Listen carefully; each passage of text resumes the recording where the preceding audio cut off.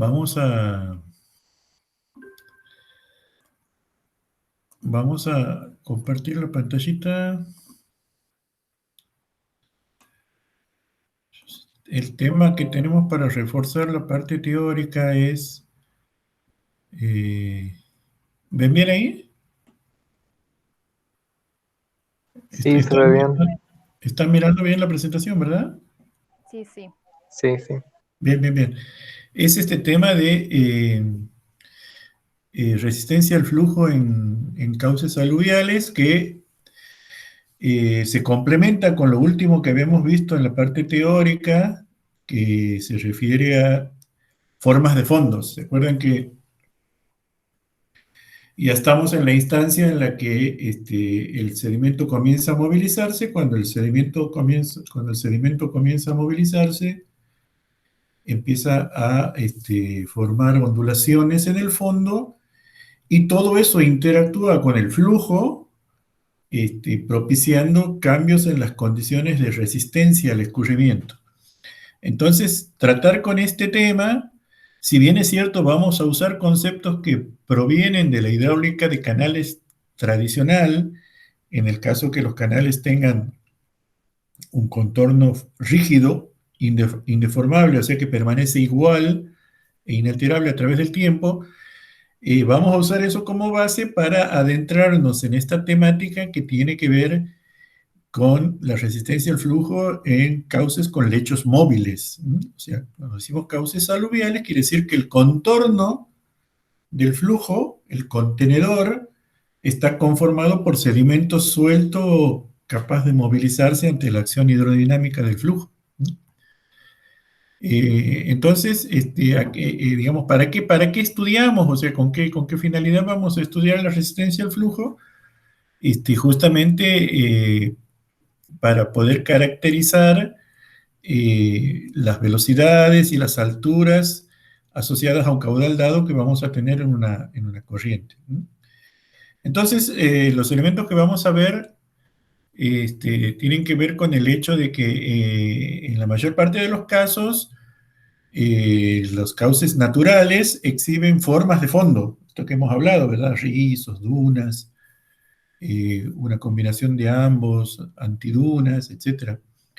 ¿Esto qué quiere decir? Que la resistencia al flujo evoluciona con el caudal. Como las formas de fondo, tal como habíamos visto, iban evolucionando con cambios en la intensidad del escurrimiento, bueno, y eso, o sea, con el número de Froude, con la tensión de corte y todas esas variables dependen del caudal. Cuando el caudal va cambiando en un cauce natural, la resistencia al flujo evoluciona.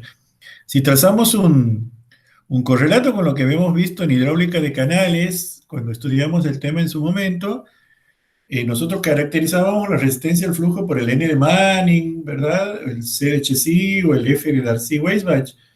Y únicamente en función de la naturaleza de las paredes del canal y del fondo, decíamos, bueno, si el canal es con fondo de hormigón y talud de hormigón, el N de Manning vale 0.014, por decirlo de alguna manera.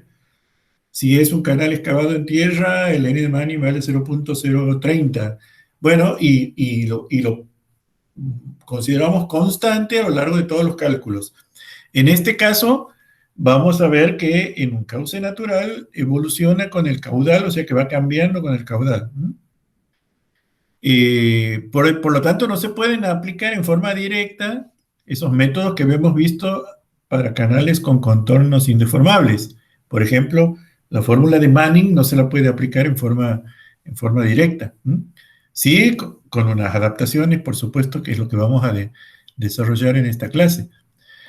El otro tema que nos interesa saber es que los efectos combinados de la resistencia al flujo, debidas por una parte a la presencia de un lecho granular y por otra parte a que ese lecho granular muestra ondulaciones en el fondo, las podemos expresar a través de un factor global, al mismo estilo que lo hacíamos con la resistencia al flujo en contornos rígidos, pero este factor va a ir cambiando con el caudal, ¿verdad?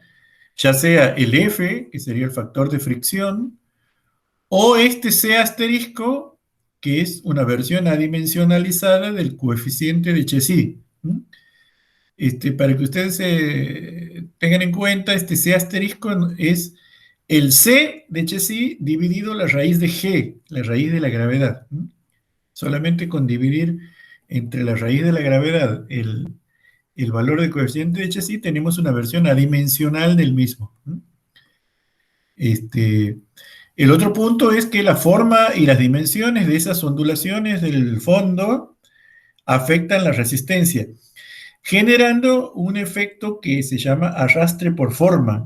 Ya vamos a ver que es como si le pusieran unos obstáculos que tienen una forma más o menos triangular, alargada, que está en el fondo, y por lo tanto el flujo tiene que comprimirse suavemente y después expandirse, ¿verdad? Entonces vamos a contracciones suaves y expansiones bruscas, más o menos así es como trabajan estas formas de fondo, y eso obviamente produce una pérdida de carga, por lo tanto un efecto de arrastre por forma. Y finalmente, una de las hipótesis que vamos a aplicar, justamente porque siempre aplicamos hipótesis como para poder acometer cada temática, en este caso la hipótesis es que se puede aplicar el principio de superposición para tener en cuenta esos dos efectos. Los efectos de fricción pura, es decir, los efectos texturales, por estar el lecho conformado por granitos de arena o granos de grava, ¿verdad? Ya hay una fricción ahí entre la masa líquida y esos granos, y por los efectos de forma, que sería la presencia de estas ondulaciones.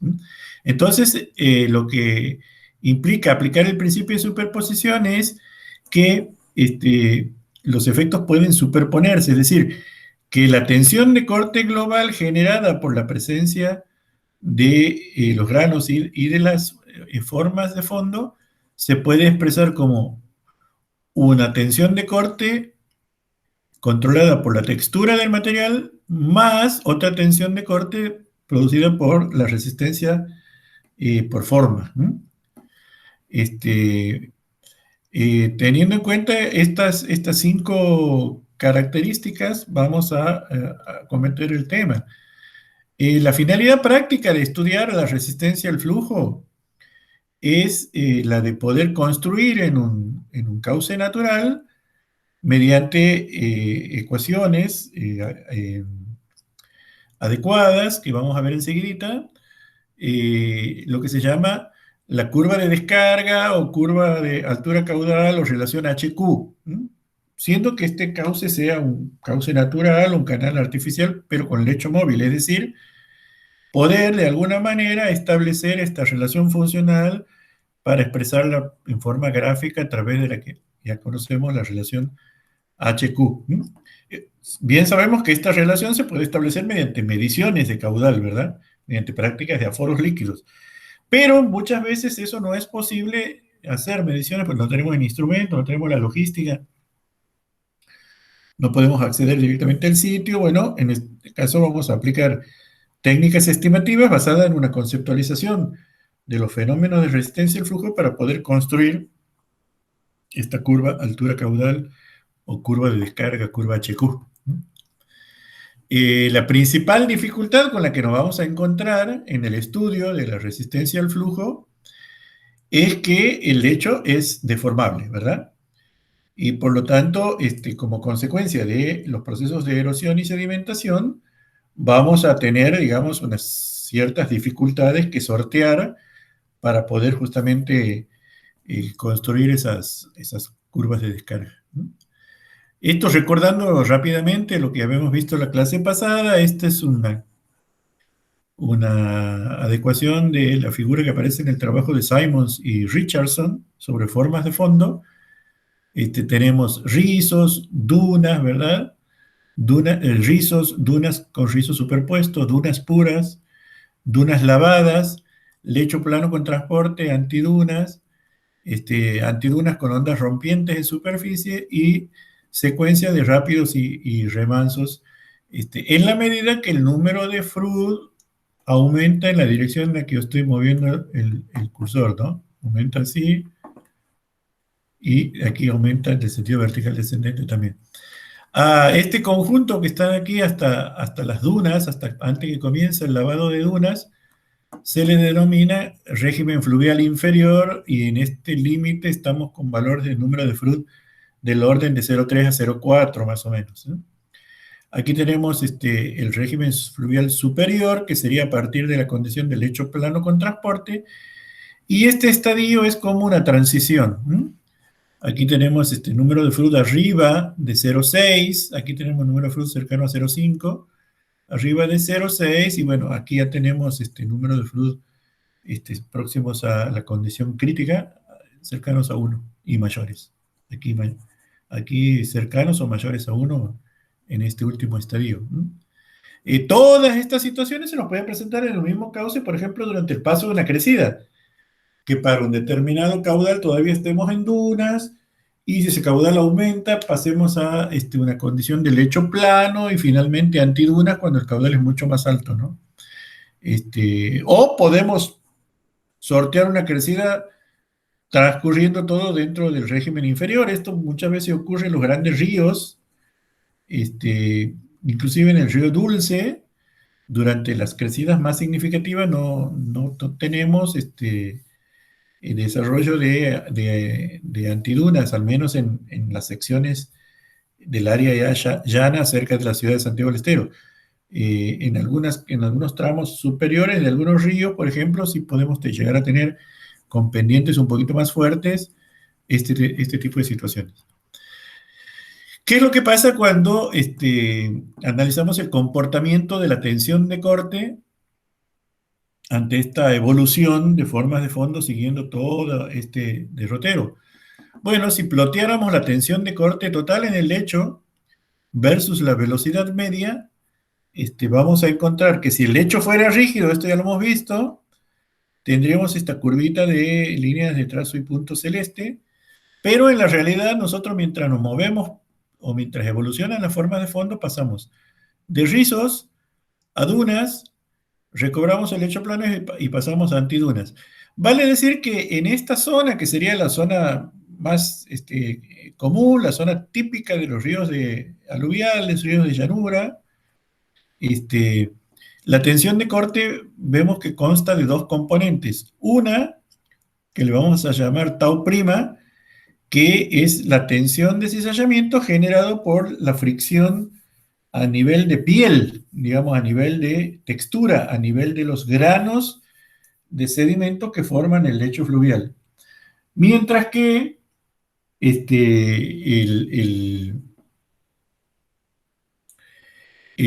la otra componente es la tensión de corte,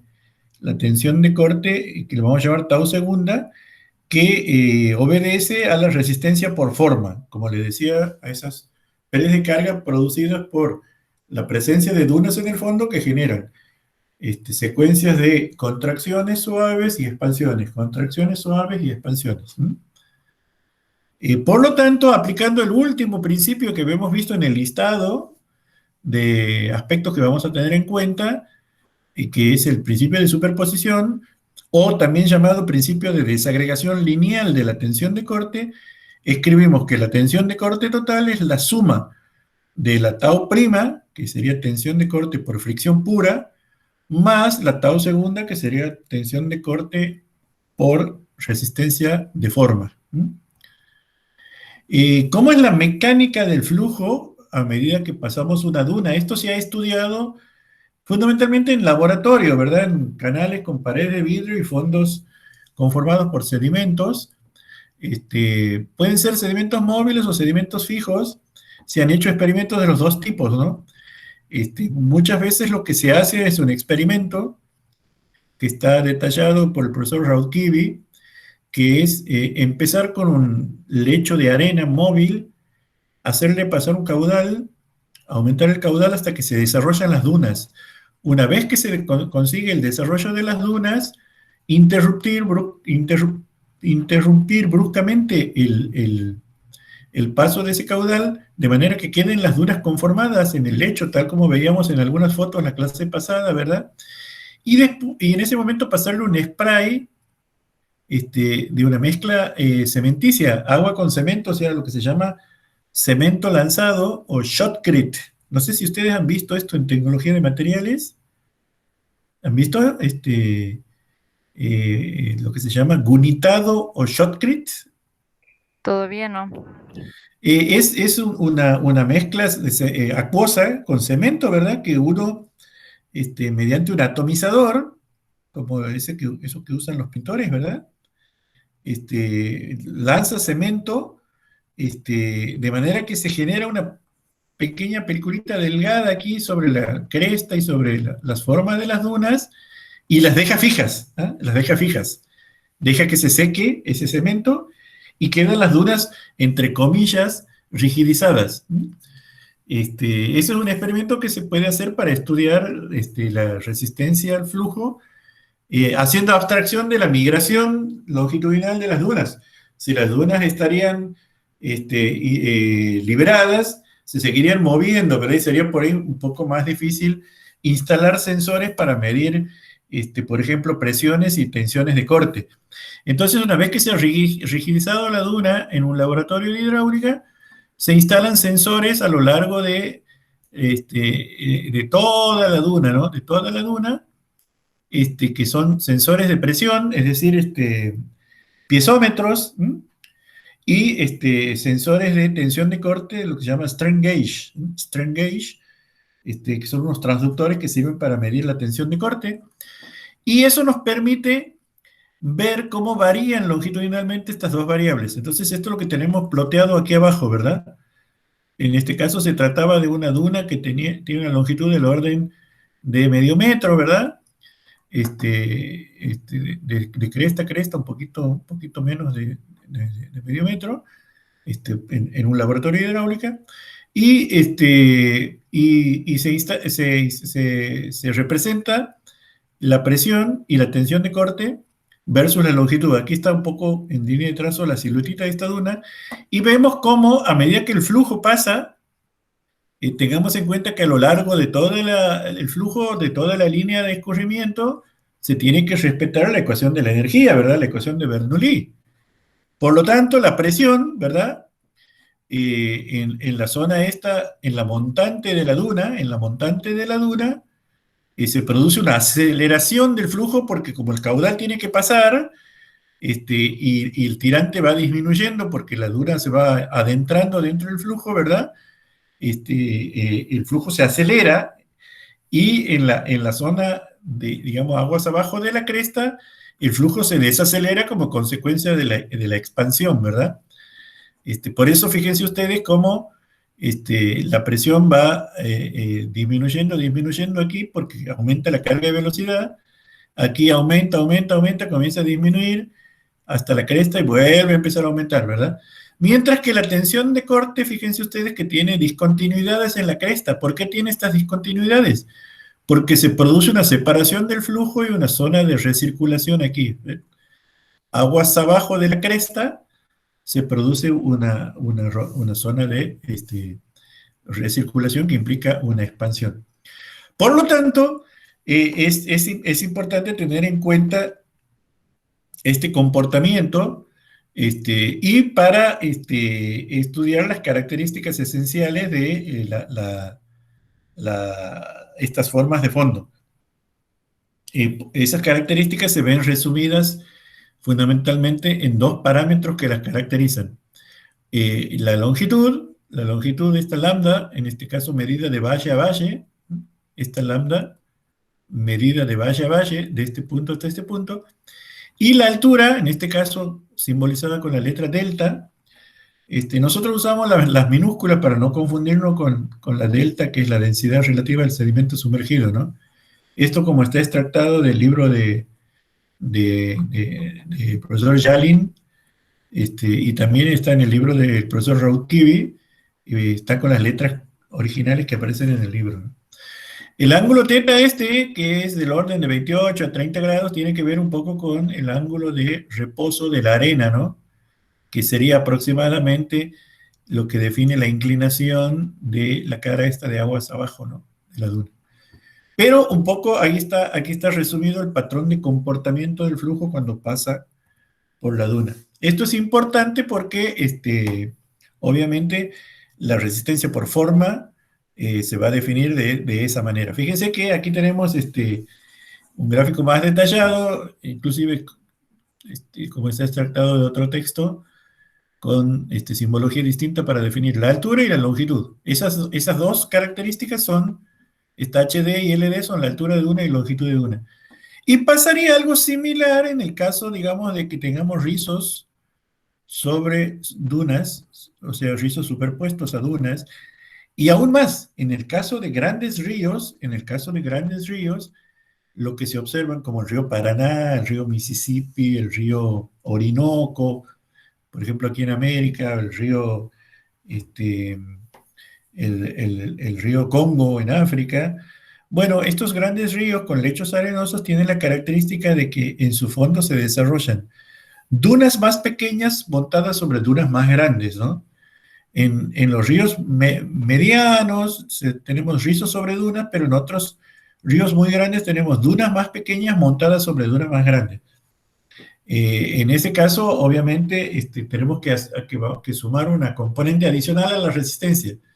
Vamos a tener un tau primo, un tau segunda y un tau tercera, en este caso, ¿verdad? Digamos, uno debido a los granos, otro debido a las dunas pequeñas, a las dunitas, y otro debido a las dunas grandes, ¿no?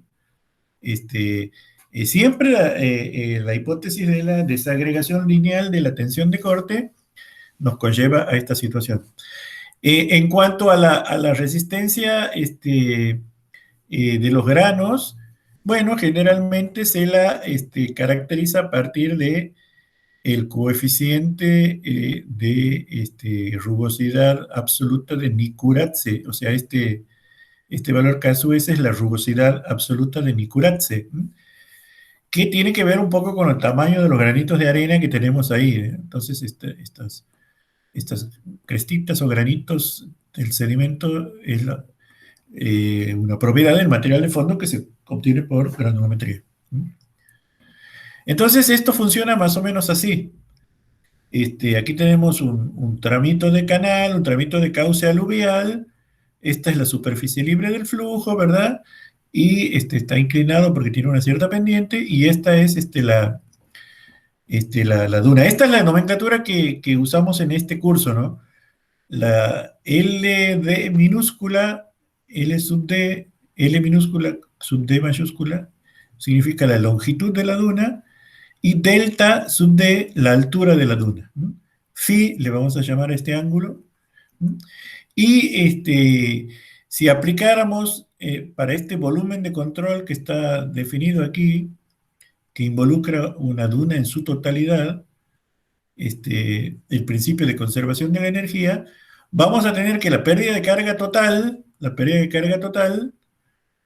que va a ser delta de H, que va a ser el producto de la pendiente de fondo por L sub D, delta de H es pendiente de fondo por L sub D, se puede desagregar en dos pérdidas de carga. Una pérdida de carga delta H', que sería esta que está aquí, la más pequeñita, la más pequeña en este esquema, delta de H', que es, perdón, esta delta de H' debido al efecto de los granos de sedimento, y la otra delta de H segunda, que sería esta que está aquí, debido al efecto de las formas de fondo. Como vemos aquí tenemos esta porción que está sombredita en celeste. Se alcanza a ver el color, ¿verdad? ¿Se ve bien? Sí, sí. Lo que está sombredito aquí en celeste, fíjense ustedes que se comporta, visto lateralmente, como estamos viéndolo aquí, como una contracción gradual. El tirante aquí es y el tirante aquí es este. Obviamente el tirante medio es H, ¿no? El que va como promedio imaginario entre medio de las dunas es H. Pero lo que está aquí en celestito, sombreado, es un tramo que sería la superficie montante de la duna, que se comporta como contracción gradual. Mientras que esto que está sombreado aquí en anaranjadito suave, en pastel, es un tramito que se comporta aquí como una expansión brusca, ¿no? Una expansión brusca, es decir, una vez que se ha superado la cresta de la duna, rápidamente se consigue una ganancia de tirante en una longitud relativamente corta y por lo tanto se comporta como una expansión brusca, ¿no? Bueno, se ha encontrado experimentalmente, ¿verdad? Que y aquí hay un errorcito, aquí es 1/14, es un catorceavo, ¿no? Perdón, esto es 1/14. Sí, está bien. Que lo que se llama empinamiento de la duna se llama relación de empinamiento, que sería el cociente entre delta sub d y L sub d. Generalmente es un numerito pequeño que por lo general es menor, a lo sumo cercano a un catorceavo. Quiere decir que esta alturita es generalmente menos de 14 veces esto, ¿no? O sea, digamos, o lo hubiéramos puesto dado vuelta o lo hubiéramos puesto de L sub d sobre delta d sería 14, ¿no? Eh, lo cual quiere decir que estas dunas, en rigor, desde el punto de vista de su apariencia geométrica, son ondas largas, ¿no? Ondas largas. Si tenemos una duna de 1 metro de altura en un río grande, de 1 metro de altura, quiere decir que su desarrollo longitudinal es por lo menos 14, ¿no? Esto se ha estudiado bastante y estos numeritos hay que entenderlos más o menos bien, ¿no? O sea, siempre estamos exagerando o deformando la representación gráfica en el sentido vertical, ¿no? Porque si lo hiciéramos muy largo no se vería bien la duna, por eso es que, fíjense que si lo miramos aquí, esto parece que es más o menos 6, ¿no? Pero en realidad siempre es 14, 20, 25, 30. En el caso del río Paraná, por ejemplo, tenemos en crecida dunas de 4 metros de altura, fíjense como la altura de una habitación, un poquito más, y 100, 120 metros de largo, ¿no? 100, 120 metros de largo, ¿no? O sea, o sea que generalmente este valor está en el orden de 25 más o menos, ¿no? O sea, siempre es son bien elongadas, son ondas largas. Y lo que determina la forma de la duna es el cociente entre estas dos cantidades, ¿no? Que se llama razón de empinamiento o relación de empinamiento, ¿no? Delta sub d sobre L sub d. Cuanto más grande es este numerito, quiere decir que la duna es más empinada, más paradita, ¿no? Bueno, teniendo en cuenta este patrón de comportamiento, vamos a estudiar cómo cuantificamos la resistencia al flujo, ¿no? En estas condiciones. Para ello podemos usar cualquiera de estos tres indicadores, ¿no? Puede usarse el factor de fricción de Darcy-Weisbach, el coeficiente de Chesi o el n de Manning, a sabiendas que podemos pasar de uno a otro a través de estas relaciones, ¿no? Cualquiera de estas relaciones podemos pasar, nosotros en Canales habíamos establecido, ¿verdad?, que el C era igual a la raíz cuadrada de 8G sobre F, ¿se acuerdan? O sea que no la pongo aquí porque ya lo habíamos visto antes, entonces, y el C con respecto al N era R a la 1/6 sobre N, entonces el C asterisco va a ser R a la 1/6 sobre N raíz de G, ¿verdad? O sea, o el C asterisco va a ser el C sobre raíz de G, o directamente el cociente entre la velocidad media del flujo y la velocidad de corte, que para el caso de cauces o canales es la raíz cuadrada de G por el radio hidráulico por la pendiente. De cualquier forma, calculemos cualquiera de estas cantidades, E, F, C o N, podemos pasar de una a otra conociendo el radio hidráulico, ¿no? Y la pendiente. Bueno, entonces depende de cada autor, el considerar su método usando el factor de fricción, utilizando el coeficiente de Chezy o utilizando el coeficiente de Robertson de Manning. Las metodologías que habitualmente se disponen son múltiples y variadas. Ahí en la práctica van a ver algunas de ellas. Aquí lo que les voy a dar es la fundamentación teórica que tienen, ¿no? Pero a grandes rasgos se pueden dividir en dos grandes grupos. Primero, los métodos basados en la separación lineal de coeficiente de los componentes de la resistencia. Lo que acabamos de ver es esto, que la tensión de corte se puede desagregar en una tau prima y una tau segunda.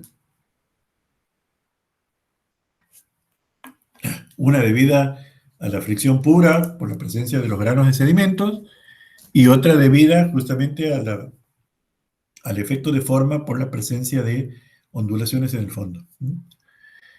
Y el otro método o la otra familia de métodos son aquellos métodos globales o métodos también denominados no lineales, en los que no se hace uso de esta relación, sino directamente se calcula de una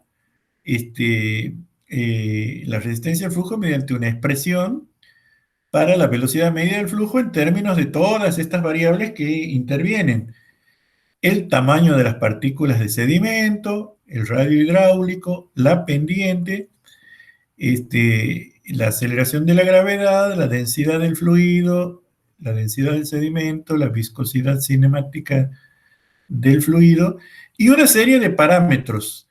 Estos parámetros, esta es la letra gamma mayúscula, estos parámetros gamma sub i, que pueden ser uno o varios, pueden ser parámetros relacionados con la geometría de la sección transversal del cauce que estemos analizando, ¿verdad? Por ejemplo, en el caso de una sección trapecial, habitualmente lo definimos con dos parámetros, ¿verdad? Que es B sobre H, ancho de fondo sobre tirante, ese es uno, que se llama razón de aspecto, y el otro parámetro sería la inclinación de los taludes laterales, ¿eh? O sea, por ejemplo, tantas unidades horizontales por cada unidad vertical, ese es otro parámetro. Mientras que estos gamma sub j son parámetros vinculados con las propiedades texturales del sedimento, fundamentalmente con su curva granulométrica, ¿no? Con la curva granulométrica. Ustedes saben que, si bien es cierto, caracterizamos al sedimento, tal como hemos visto en una de las clases iniciales, con un parámetro representativo de el tamaño predominante, que sería la mediana de la distribución. Bueno, también lo caracterizamos por indicadores de dispersión. Puede ser, por ejemplo, la desviación estándar del sedimento sumergido, que es la raíz cuadrada del D84 sobre el D16. Podría entrar aquí dentro de este grupo. O coeficiente de uniformidad, ¿verdad? Que utilizan algunos autores como el cociente entre el D60 y el D10, o el factor de dispersión, que sería la media aritmética, es decir, un medio de D84 sobre D50 más D50 sobre D16. Bueno, hay muchas formas de caracterizar a la curva granulométrica de los sedimentos, ¿verdad? Estos entrarían dentro de este conjunto de parámetros. Vale decir que esta relación, que parece una relación funcional muy larga, no lo es tanto, porque cuando uno ya fija un sedimento y ya establece una forma del canal con el que va a tratar para calcular sus efectos de resistencia, todas estas cantidades que están a la derecha de este punto y coma, o sea, de aquí para acá, ya quedan fijadas. Esto es el agua, ¿verdad? Esto vale, para el agua, ¿se acuerdan? ¿Verdad? 1000 kilogramos sobre metro cúbico, y esto es el sedimento, ¿verdad? 2650 kilogramos sobre metro cúbico. Esto para agua a 20 grados vale 1 por 10 a la menos 6 metros cuadrados sobre segundo, ¿verdad? Y estos parámetros ya vienen fijados, ¿no? Entonces, únicamente nos queda una relación entre la velocidad y tamaño del sedimento, radio hidráulico y pendiente. Si nosotros miramos en detalle una fórmula tipo fórmula de Manning, es como un caso particular de esta relación funcional que está puesta aquí, que parece kilométrica y no lo es tanto. Pero es la manera de presentar como su forma más general, como para poder escribir que depende de todas esas cosas. Obviamente siempre tenemos que tener en cuenta los aspectos hidrodinámicos y considerar que el flujo en canales es un flujo altamente turbulento y nosotros trabajamos con cantidades promediadas, ¿eh? Con cantidades promediadas.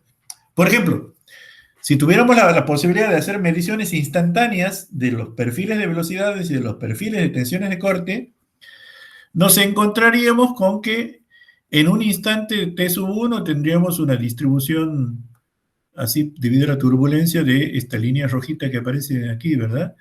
En un T sub 2 tendríamos otra distribución fluctuante, en un 3 sub 3, en un instante T3 tendríamos otra distribución fluctuante. Vale decir que en la práctica los perfiles de velocidad son fluctuantes, pero el promedio temporal nos da esta curvita que ya hemos estudiado que responde a una distribución de tipo logarítmica cuando el flujo es turbulento rugoso, que es lo que ocurre habitualmente en cauces con lechos granulares como lo que tenemos esquematizado aquí.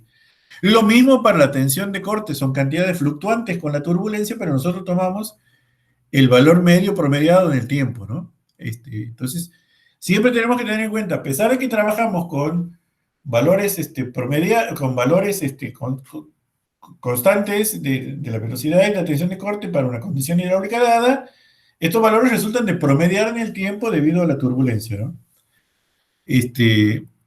Y por lo tanto, meramente los representamos con esquemas de distribución de esta naturaleza. No debemos de perder de vista que son en realidad así, ¿no? Pero para estar olvidándonos por un momento de las fluctuaciones, esta sería la distribución de velocidades y esta sería la distribución de tensiones de corte. Logarítmica para las velocidades, lineal para la tensión de corte. Otra cosa que se puede hacer es que ese perfil logarítmico de las velocidades se puede aproximar a una función potencial. Esto digamos, implica una ganancia en términos prácticos de tratar de trabajar con ecuaciones matemáticas más sencillas nada más, sin perder mucha precisión, ¿no? Es al único efecto, pero se utiliza mucho, ¿por qué? Porque siempre a los ingenieros nos gusta llegar a formulitas concretas que sirvan para aplicarlos y resolver problemas. Entonces, por ejemplo, una fórmula que usamos mucho es la fórmula de Manning, y la fórmula de Manning se lleva subyacente en su concepción una aproximación del perfil logarítmico a una expresión de tipo potencial.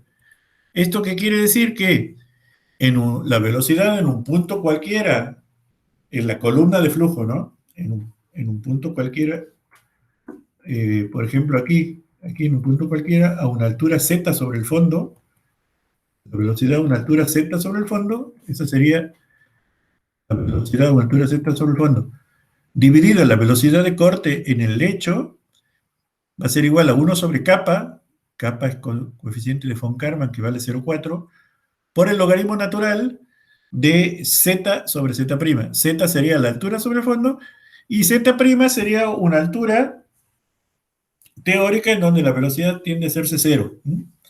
Esta relación, que es una relación logarítmica, se puede aproximar a una potencial utilizando un factor multiplicativo A y el argumento, que sería el cociente z sobre z', elevado a un cierto exponente m, donde A y M serían los parámetros de ajuste de esta relación.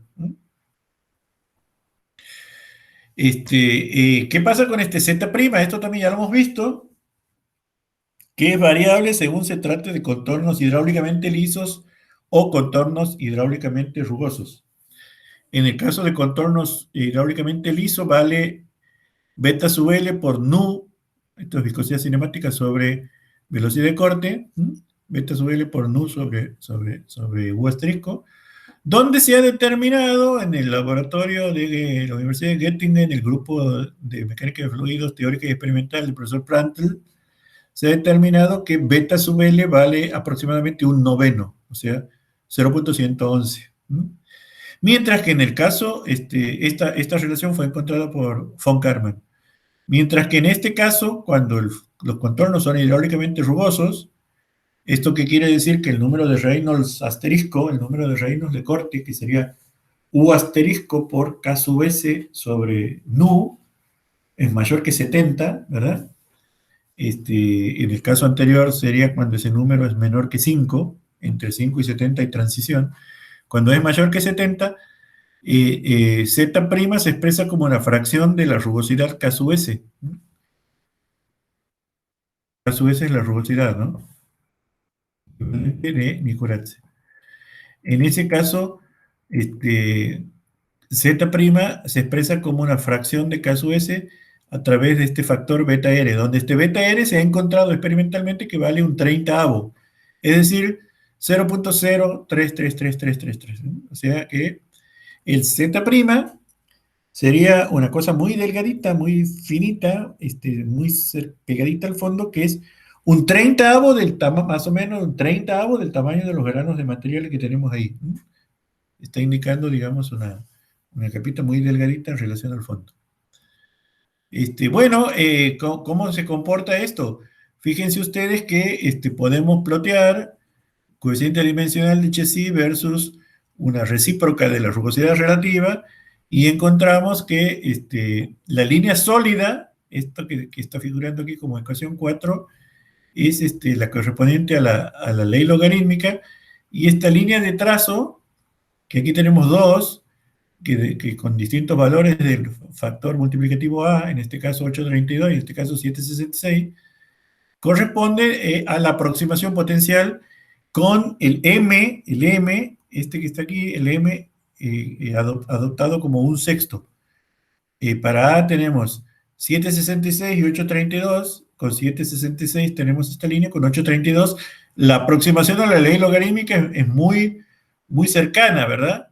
Fíjense que hay una leve diferencia, que sería aquí un poco esta pancita, aquí se abre un poquito, pero la simplificación que se obtiene es muy importante a costa de no perder una gran precisión, ¿no? Bueno, estas serían las relaciones, ¿no? Donde aquí vale 766 y aquí vale 832. Y esta sería la ley logarítmica que se ha encontrado, digamos, para canales, ¿no? Que es una adaptación de la fórmula de Colebrook igual que vamos a ver enseguida. 575 por el logaritmo decimal de 14.8 por R sobre K sub S. Bien, a su vez, el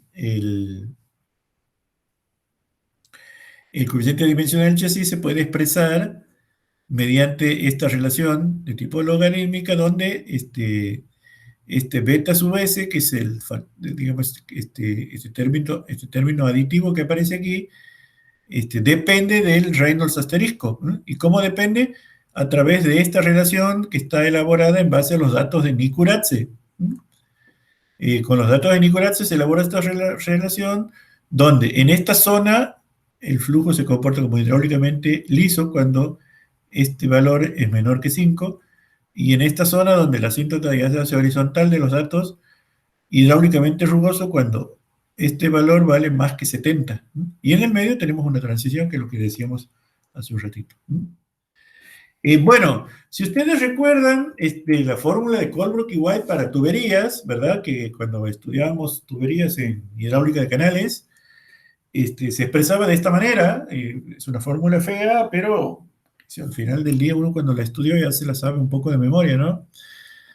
1 sobre raíz de f, donde f es el factor de fricción, igual a menos 2 por el logaritmo de 251 sobre el número de Reynolds por raíz de f, más K sub S sobre D sobre 371. Esa fórmula la hemos estudiado hasta el cansancio, ¿verdad? En tuberías para analizar todos los problemas de tuberías. ¿Se acuerdan de diseño y verificación? Cuando la incógnita era la pérdida de carga, el diámetro o el caudal. Bueno, el tema es ¿cómo hacemos para reutilizar esta fórmula y poder aplicarla al caso de cauces, canales, ríos? Para ello tenemos que tener en cuenta una situación que es que esta fórmula fue desarrollada para tubos cilíndricos, es decir, tubos de sección circular. Por lo tanto, este valor que aparece aquí es el diámetro de ese tubo. Para pasar de algo desarrollado para tubos a algo desarrollado para canales, lo primero que tenemos que hacer es tener en cuenta que en el caso de los tubos circulares, el radio hidráulico vale D sobre 4, ¿verdad? Entonces, si lo quisiéramos generalizar, para conductos no circulares tenemos que introducir esta relación para poder usar esta fórmula y reemplazar el valor de D aquí por 4R. Eso es lo primero que tenemos que hacer, es una cuestión de geometría de la conducción. La otra cuestión que tenemos que tener en cuenta es que cuando el flujo es altamente rugoso, ¿verdad? Que es lo que pasa en canales, que el número de Reynolds está muy, muy, muy por encima de los 4000, este término tiende a hacerse muy chiquitito, porque como el número de Reynolds está en el denominador, ¿verdad? Al estar el número de Reynolds en el denominador, algo chico que es 2,5 dividido algo muy grande que es más de 4000, es más, generalmente en canales anda del orden de 1.000.000 más o menos, ¿verdad?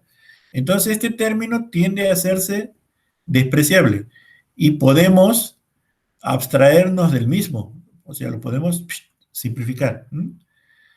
Entonces en ese caso nos va a quedar menos 2 por el logaritmo de K sobre S sobre 4R por 371, ¿verdad? Bueno, este 371 también es necesario corregirlo un poquitito para tener en cuenta qué es lo que pasa en canales anchos, que son habitualmente la forma que tienen los ríos, ¿no? Entonces, esta relación que quedaría de esta forma la podemos corregir un poquitito, este 371, y nos va a quedar la siguiente expresión cuando hacemos esa simplificación. Fíjense ustedes que el 371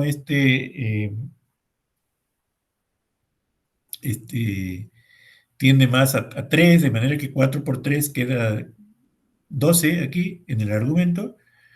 Y lo que tenemos aquí, 575, es justamente para tener en cuenta que F lo podemos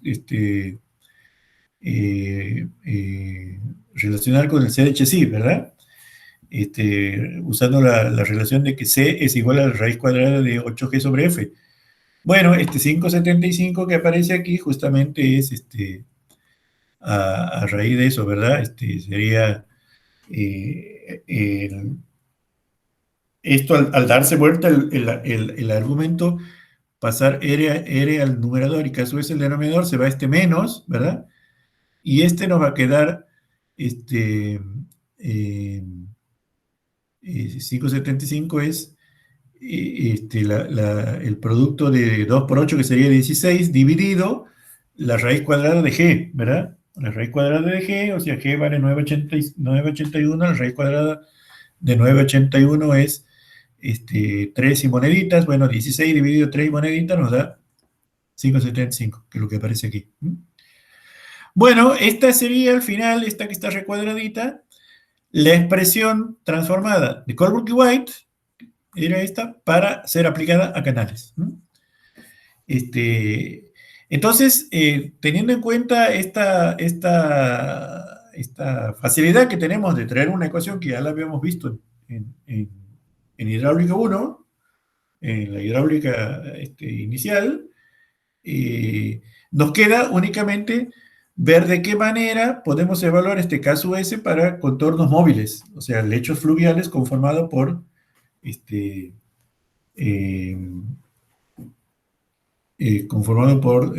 dunas, rizos y demás. Esta sería la versión de la fórmula de Colebrook para cauces anchos. Entonces, una de las cosas que vamos a tener en cuenta para poder evaluar la resistencia al flujo es que Cuando ustedes también estudiaron tuberías en hidráulica, habíamos visto que estaban las pérdidas de carga por fricción y las pérdidas de carga localizadas, ¿verdad? Una de las pérdidas de carga localizadas que habíamos estudiado tenía que ver con expansiones bruscas de un tubo, ¿se acuerdan?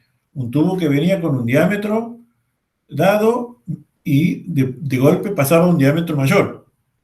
Entonces, teníamos una expansión brusca. Y habíamos estudiado que en ese caso se podía aplicar una fórmula que se llama fórmula de Borda-Carnot, que tiene en cuenta justamente las características de esa expansión.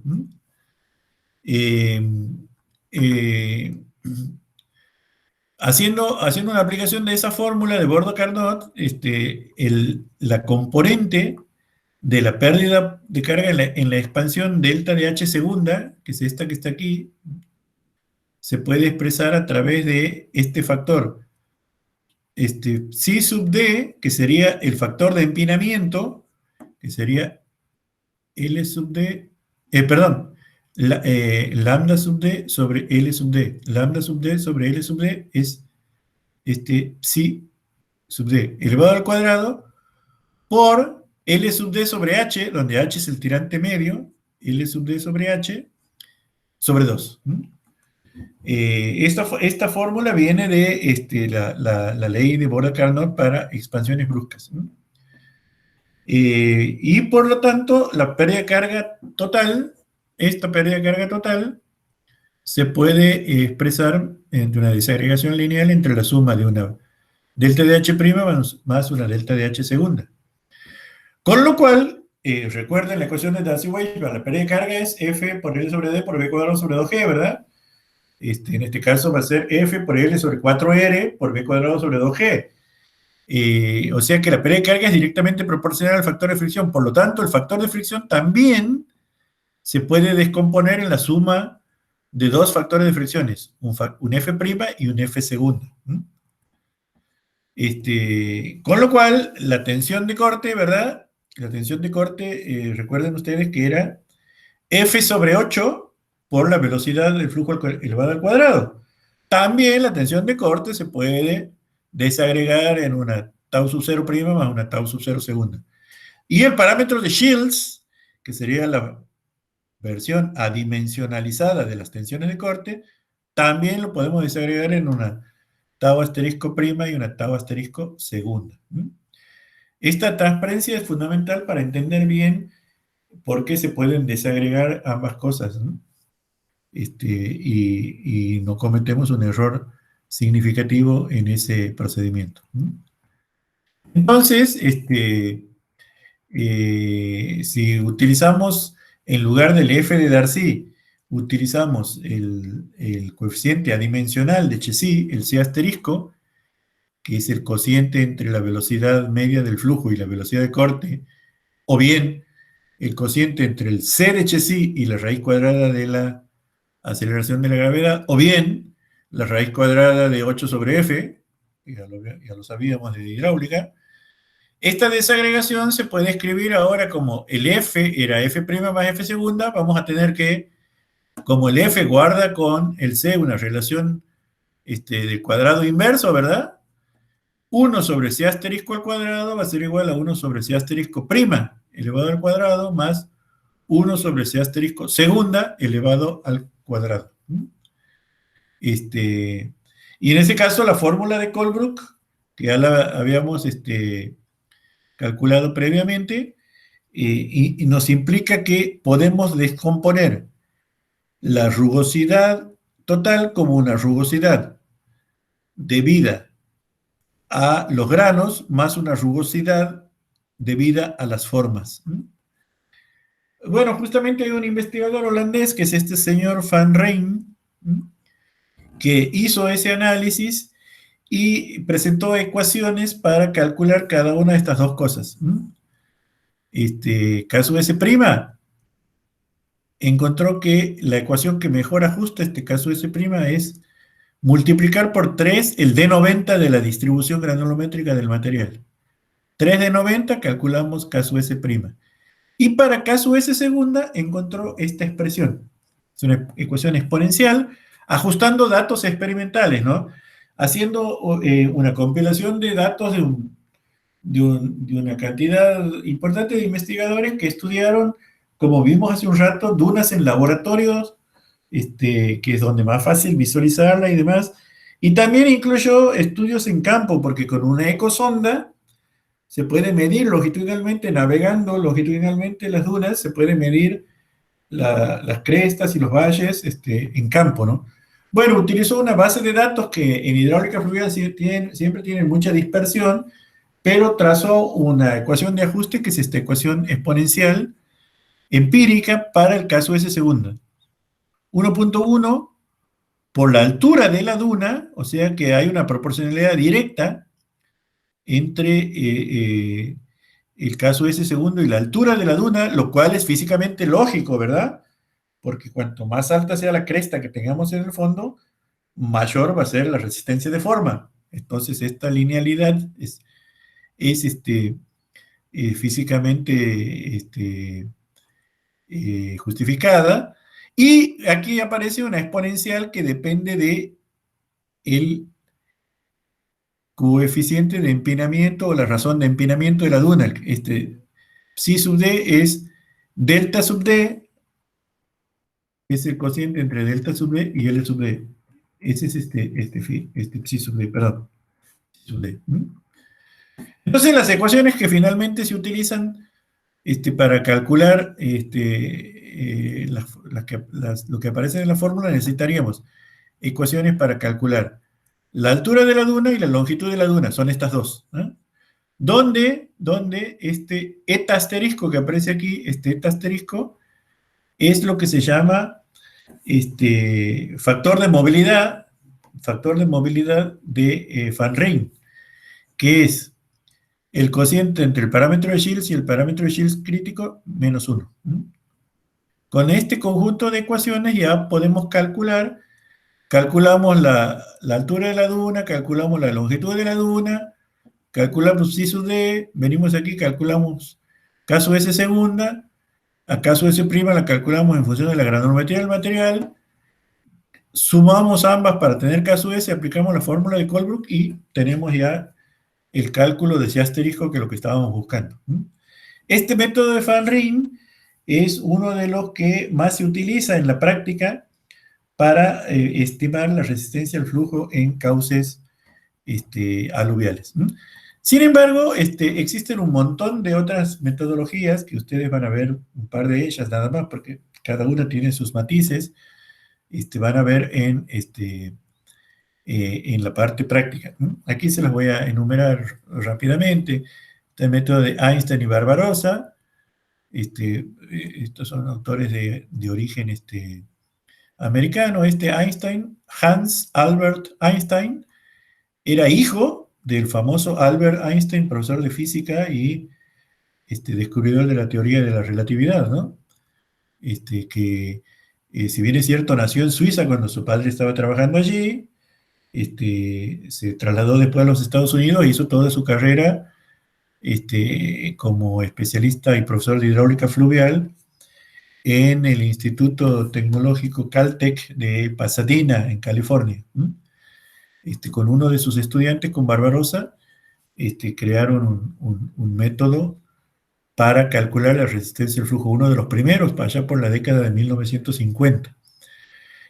A finales de la década de 1960, estos dos autores de origen danés, de la Universidad Técnica de Dinamarca, Engelund y Hansen, publicaron otro método que es muy usado, muy extendido, también para desagregando la resistencia. Estos autores son de origen inglés, en realidad Paris es italiano, pero en ese momento estaba trabajando en Inglaterra en el laboratorio de hidráulica de Wallingford. White, Paris y Betes también publicaron un método que está disponible en la literatura. Este señor Brownlee, de origen norteamericano, hizo una tesis de doctorado justamente aquí en Caltech, cuando ya no estaba Einstein, sino hizo una tesis con el profesor Brooks, y publicó una fórmula que es muy utilizada, ¿eh? Este Van Rijn, el que acabamos de ver, de origen holandés, fíjense que hay muchos autores de distintos lugares del mundo que han ideado criterios metodológicos para poder aplicar, para calcular la resistencia al flujo. Estos señores, Peterson y Peterson, son canadienses, y Karim y Kennedy, Karim es pakistaní, Kennedy norteamericano. Bueno, y yo aquí les acabo de listar 7 métodos, hay muchísimos más, ¿no? Por eso pongo aquí unos puntos suspensivos para tener en cuenta de que cuando uno tiene un caso particular, puede aplicar varios métodos y tomar un promedio, o puede decir, según este autor da tanto, según este da tanto, según este autor da tanto, yo me quedo con el criterio de este autor. Hay distintas maneras de tener en cuenta estos criterios de cálculo, y esto es algo muy común en la hidráulica fluvial porque como son temas en pleno desarrollo evolutivo a raíz de las investigaciones que se van mejorando en la medida que se dispone de más y mejores instalaciones experimentales y más y mejores instrumental de campaña para medir directamente en los ríos, todos estos métodos se van recalibrando y se van mejorando con el tiempo, ¿no? La mayoría de las metodologías existentes se pueden expresar y reducirse finalmente a una forma adimensional a través de esta relación funcional. Esta relación funcional sería una versión adimensionalizada de la relación funcional esta que hemos visto antes para la velocidad, donde aquí tenemos coeficiente adimensional de Chesí como una función de este área asterisco sería un radio hidráulico adimensionalizado por el diámetro de las partículas, R sobre D. Ese asterisco sería la pendiente dividida la densidad relativa del sedimento sumergido. D asterisco sería el coeficiente o diámetro adimensional de Bonfield, que ya vimos cuando vimos propiedades de los sedimentos. Y aquí tenemos densidad relativa del sedimento sumergido y una serie de parámetros adimensionales de forma de la sección y forma de la curva granulométrica del material. O sea que para cada uno de estos métodos, obviamente, la relación funcional phi va a ser diferente. Pero en definitiva, desde el punto de vista formal y teórico, se puede usar esta ecuación como representativa de cada uno de estos métodos. Bueno, yo aquí les voy a pasar después esta presentación, que juntamente con lo que van a ver en la práctica van a tener como machete para usar distintos métodos. Aquí este es un método gráfico, por ejemplo, método de Alan, Lovera y Kennedy, que se basa en la utilización de un diagrama al estilo del diagrama de Moody. Por un lado, primero para calcular F', aquí tenemos F' en función de un número de Reynolds definido por el radio hidráulico, y esto sería, digamos, la recíproca de la rugosidad relativa, es decir, R sobre D, ¿no? R sobre D. En este caso, digamos, multiplicado por 10 a la menos 2. Y, digamos, aquí están los valores. Cada una de estas curvitas representa un valor de R sobre D. Entonces, uno entra con el número de Reynolds, intersecta a la curva que corresponde al valor de R sobre D y calcula el valor de F'. Y tiene otro ábaco, otra curvita para calcular F segunda, entrando con R sobre D e intersectando ya sea a esta que tiene el número de Froude aquí, o a esta otra que tiene un número de Froude pero formado con el tamaño del sedimento como longitud representativa. Intersecta la curva y saca el F segunda. F' más F segunda es el F, y con eso tenemos resuelto el problema. Este es un método gráfico, Alan, Lovera y Kennedy, desarrollado en la Universidad de Iowa, en Estados Unidos, a finales de la década del 60. Este es un gráfico auxiliar para el método de Einstein y Barbarossa, donde se saca este coeficiente de corrección de la ley logarítmica. Es una ecuación tipo Colebrook, ¿verdad? Entrando con K sub S sobre delta, y este señor recomienda calcular K sub S como 2 veces el D65, 2 veces el D65. Y delta es el espesor de la capa límite. Y con este gráfico se calcula el C asterisco segunda, multiplican, sumando 1 sobre C asterisco al cuadrado, que es igual a 1 sobre C asterisco prima al cuadrado más 1 sobre C asterisco segunda, tenemos calculado 1 sobre C asterisco al cuadrado. Lo damos vuelta, le tomamos raíz cuadrada y tenemos resuelto el problema. Aquí está el desarrollo del criterio de Engelund y Hansen, de los daneses, esto que les decía, con todas las fórmulas que tenemos que aplicar, que aquí está, le digo lo que se usaba en aquella época, como criterio promedio para el coeficiente de Nikuradse de rugosidad por granos, que era 2 veces el D50 o 2 veces el D65 de la distribución. Posteriormente, Van Rijn hizo unas correcciones y encontró que en realidad el que da mejores resultados es 3 veces el D90. Pero bueno, cada uno de los autores tiene su propia receta, ¿no? Este sería el método de Engelund y Hansen, que lo van a ver en la práctica. Aquí está como un algoritmo de cómo se aplica el método usando cada una de las fórmulas. Calcular KSUE, suponer un valor. Este es un método que se hace por aproximaciones sucesivas, ¿no? Se supone un valor, se calcula y se ajusta, ¿no? O sea que es perfectamente factible de calcularlo con el solver en el Excel o calcular con algún programita de tanteos en MATCAD, por ejemplo.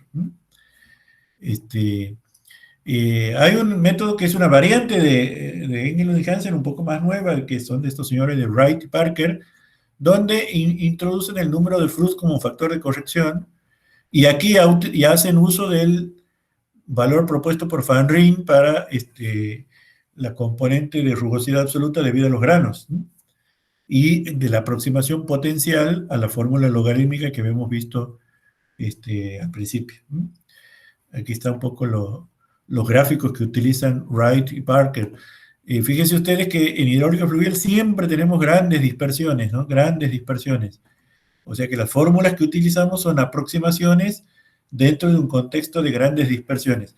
Y además, lo que tenemos es muchas mediciones en la parte baja de la curva, que es donde están los experimentos en ríos pequeños y en laboratorios, y pocas mediciones para valores altos de parámetro de Shields y del número de Fruth. Fíjense que aquí hay unos pocos puntitos y aquí hay muchos, y se ajusta todo el rango con una única expresión que sería esta, ¿no?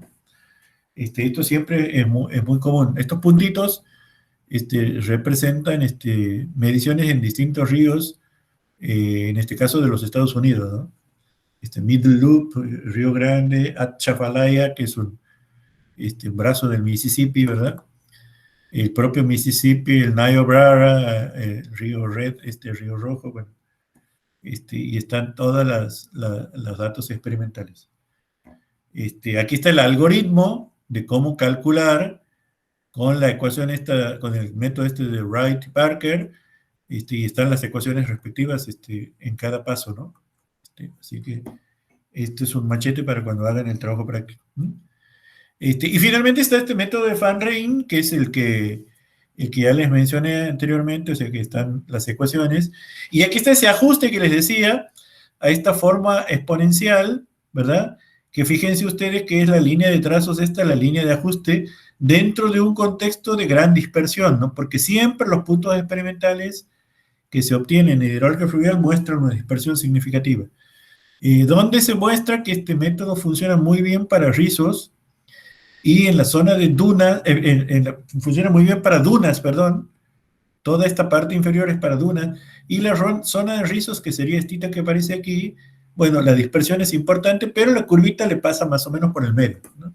Así que es una forma de recomendar la aplicación que se basa en estas dos ecuaciones fundamentalmente, para el caso S' y para el caso S segunda, esta exponencial.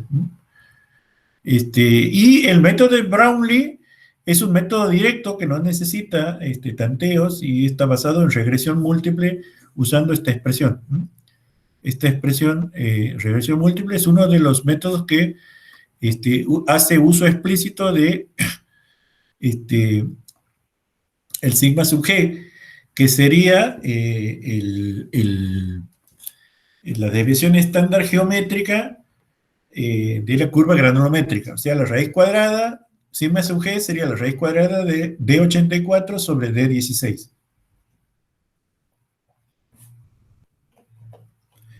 Y presenta dos ecuaciones. Una ecuación para el régimen fluvial inferior, rizos superpuestos a dunas y dunas, y una ecuación para el régimen fluvial superior. Lecho plano, antidunas, antidunas con ondas rompientes en superficie. Y estas son las ecuaciones que usa este señor Brownlee. Karim y Kennedy utilizan un método parecido al de Brownlee, basado en regresiones múltiples, que las funciones potenciales estas, cuando se toman logaritmos, se pueden linealizar. Y aparecen aquí esta ecuación larguísima, ¿no? Expresada en logaritmo de todos estos parámetros adimensionales que están metidos aquí entre paréntesis como argumentos de los logaritmos, ¿no? Entonces, haciendo una aplicación de esta ecuación que es muy engorrosa para hacer la mano, pero sí se la puede hacer en Excel o se la puede hacer en MATLAB o en MATCAD, ¿no? Es otro método que se utiliza muchísimo. Bueno, esto es un compendio de, estamos a 5:35, un compendio de los métodos de resistencia al flujo en canales, en cauces aluviales, con lechos con contornos móviles.